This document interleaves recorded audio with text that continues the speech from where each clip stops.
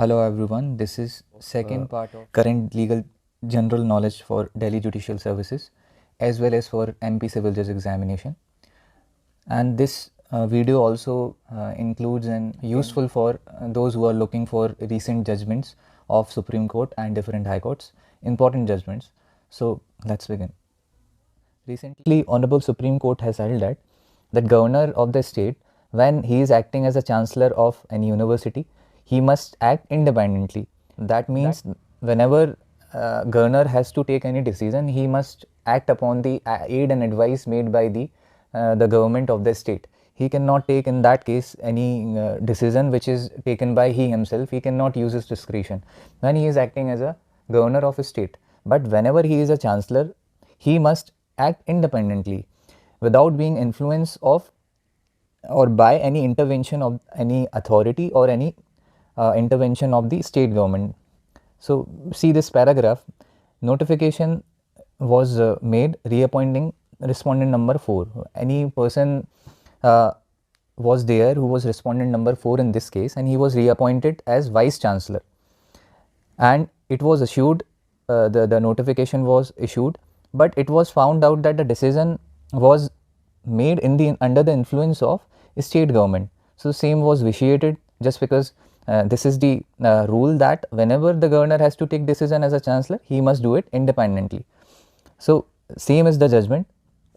Further, it was held that the powers and duties exercised and performed by the governor under a statute relating to the university as its chancellor has absolutely no relation to the exercise and performance of the power and duties by him while he holds office as the governor of the state. Further, it was held that it is the chancellor who has been conferred with the competence under Act 1996 to appoint or reappoint a vice chancellor. No other person, even the pro-chancellor or any superior authority, can interfere with the functioning of the statutory authority, and if any decision is taken by a statutory authority at the behest or on a suggestion of a person who has no authority, statutory role to play, the same would be patently illegal. So this is the judgment. Dr. Prem Chandran Kizoth and others versus Counselor of Kanpur University and others. This is the citation.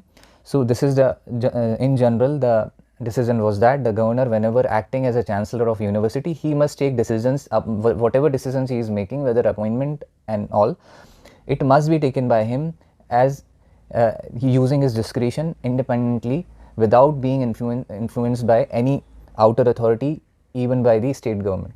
So this was the judgment. Recently, Honorable Chief Justice of India has launched a book on combating gender stereotypes. So it is just for legal community, whether lawyers, judges, to use some substitute terms to dispel these stereotypes. Some words are there and for which the substitute words are provided in this book, just to combating gender stereotypes. So I can give you example on that. This is some of these words which are used, and it is stated that upon these terms some alternative words may be preferred and used. So for example, adulteress it is stated in the book that it may be said instead of adulteress, woman who has engaged in sexual relations outside marriage.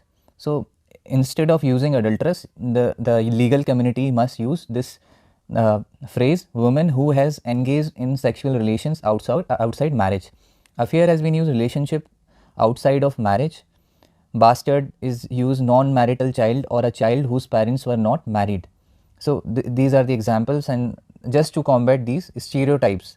So recently, Honorable Supreme Court has referred a judgment in which the one rule was passed that interim orders passed by high courts would automatically vacate on the expiry of 6 months, and the same judgment is referred for 5 judges bench for reconsideration. So in the judge was Asian Resurfacing of Road Agency Private Limited Director versus Central Bureau of Investigation, and it was held that the order passed by the interim orders passed by the High Court automatically be vacated after the expiry of 6 months from its passing. So this is the judgment. Recently, High Court Bar Association of Allahabad versus State of Uttar Pradesh, in which it is stated that this judgment needs to be reconsidered by a 5 judges bench. Delhi High Court recently has dismissed a petition in which it was sought that the Uniform Civil Code must be implemented all over the country. So in Ashwini Kumar Upadhyay versus Union of India and another, it was a division bench of acting Chief Justice Manmohan and Justice Mini Pushkarna. So it was held that enactment of law lies exclusively within the domain of legislature, and that mandamus cannot be issued to legislature to enact law. So this was the case, and it was the petition seeking implementation of UCC was dismissed because it is under the domain of legislature to do that. Honorable Supreme Court has stated in this judgment, Vijay versus Union of India, that a document that is required to be stamped is not sufficiently stamped, then a copy of such document cannot be adduced as secondary evidence. So when a document is required to be stamped, so whenever the law provides that some document must be stamped, and in that case if it is not sufficiently stamped, then copy of such a document cannot be adduced as a secondary evidence. The judgment is Vijay versus Union of India.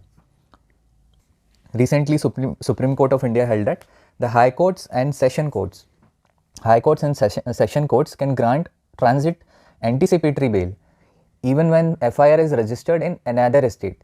Whenever the accused is arrested in a state and FIR is registered in any other state, then High Court or Session Court can grant transit and anticipatory bail.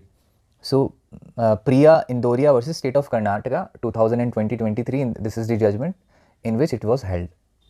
Recently, Honorable Supreme Court observed that to convict under Section 307 of IPC, if allegations of repeated or severe blows are not there, then it is not, the accused cannot be convicted under Section 307 of IPC. So repeated or severe blows must be there for 307 of IPC. Shiv Mani and others versus state represented by the Inspector of Police. This is the judgment. Honorable Supreme Court has recently held that to prove the genuineness of a will under Section 69 of Indian Evidence Act, it is not enough to merely examine a random witness who has asserted that he saw the attesting witness to affix his signature in the will. As per the 69, it is important that the person who himself, at least one attesting witness to the will, who himself has attested the will must be examined. A random witness who is not the attesting witness cannot be a witness to prove the execution or genuineness of the will. So this is the judgment Moturu Nalini Kant versus Ganedi Kali Prasad. So this is the judgment of Honorable Supreme Court. On 26th of November 2023, while celebrating Constitution Day, the Honorable President of India unveiled statue of Dr. B.R. Ambedkar, and that was to wearing uniform of advocate. So this was unveiled in under the premises of Supreme Court of India while celebrating Constitution Day. So this was unveiled by the President of India, a statue of B.R. Ambedkar. Rajya Sabha has recently passed Mines and Minerals Development and Regulation Amendment Bill 2023. The bill provides and allows the private sector to mine 6 out of 12 atomic minerals such as lithium, beryllium, etc. And exploration of license will be granted by the state government as per the amendment.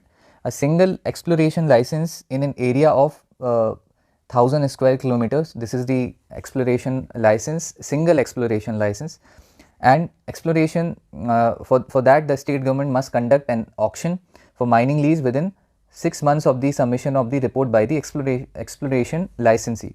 So this is the amendment. Supreme Court has held that if person accused is granted bail, it cannot be for limited time period. It is stated when a court concludes that the accused is entitled to be enlarged on bail pending trial, granting bail only for a limited duration is illegal. It violates Article 21 of the Constitution of India. The judgment is Manoranjan Raut versus State of Odisha. So it is held that if bail is being granted, it cannot be for limited period. Recently, Delhi High Court has held that if a romantic relationship does not work out, it cannot be a ground of lodging a rape case. So it is a settled law that a relationship, if it is not, the relationship is not working out, that same cannot be a ground for lodging a FIR for offences under Section 376. So this is the case Sushant Kumar versus State 2023.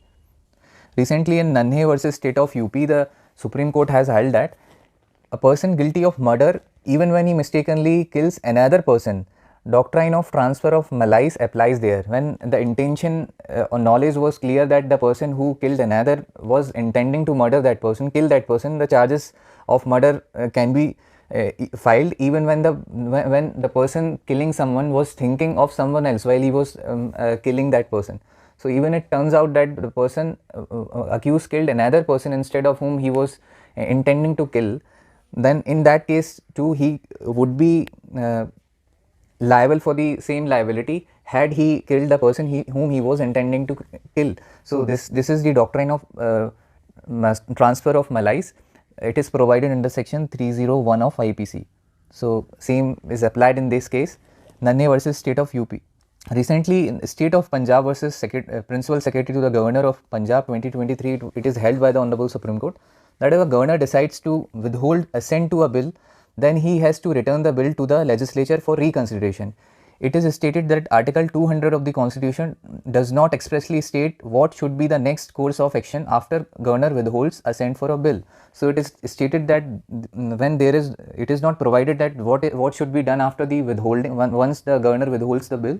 So it is stated he must return the bill to the legislature for reconsideration. So this is the judgment. Recently, Lok Sabha and Rajya Sabha passed Cinematograph Amendment Bill 2023. It expands the scope of law from censorship, which also covers copyright and introduces stringent anti-piracy provisions. So these are the changes made in this amendment bill, Cinematograph Amendment Bill 2023. So it has been passed both by Lok Sabha and Rajya Sabha. Rajya Sabha has recently passed the Press and Registration of Periodicals Bill 2023. It seeks to repeal the existing Press and Registration of Book Act 1867 just to make it more based on current scenarios, the current conditions of media. It was decided that to make a fresh enactment instead of changing the 1867 Act. So for that, the new act would be Press and Registration of Periodicals. Recently, after a long controversy on appointment of commissioner and chief election commissioners, the chief election commissioner and other election commissioners appointment condition of service term of office bill 2023 was introduced. So the chief election commissioner and other election commissioners shall be appointed from amongst persons who are holding or having held a post equivalent to the rank of Secretary to the Government of India, and shall be persons of integrity who have knowledge of and experience in management and conduct of elections. So this is the criteria of appointment. Then it provides search committee shall be there which shall prepare a panel of 5 persons for consideration of selection committee for appointment as the chief election commissioner and other election commissioners. So there would be a search committee. Then it provides there will be a selection committee consisting of Prime Minister, Chairperson, the Leader of Opposition in the House of People, one member and who would be a member, a Union Cabinet Minister to be nominated by the Prime Minister, who shall also be a member. So selection committee shall also consist of Prime Minister, Leader of Opposition in the House of People, a Union Cabinet Minister to be nominated by the Prime Minister. Recently, Advocates Act 2023 amendment has been introduced, in which one section 45 capital A is added, which provides power to frame and publish list of touts. Touts means that a person who procures clients for legal practitioners in return for any payment. So the person being advocate is not himself doing the legal work, instead any other person in arrangement is doing, for which some payment shall be made.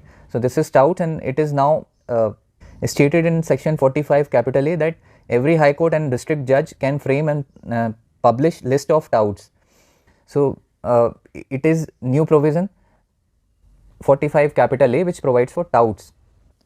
Honorable Supreme Court has held that in SC/ST Act, it is not attracted when the accused didn't have knowledge that the victim belongs to SC/ST community.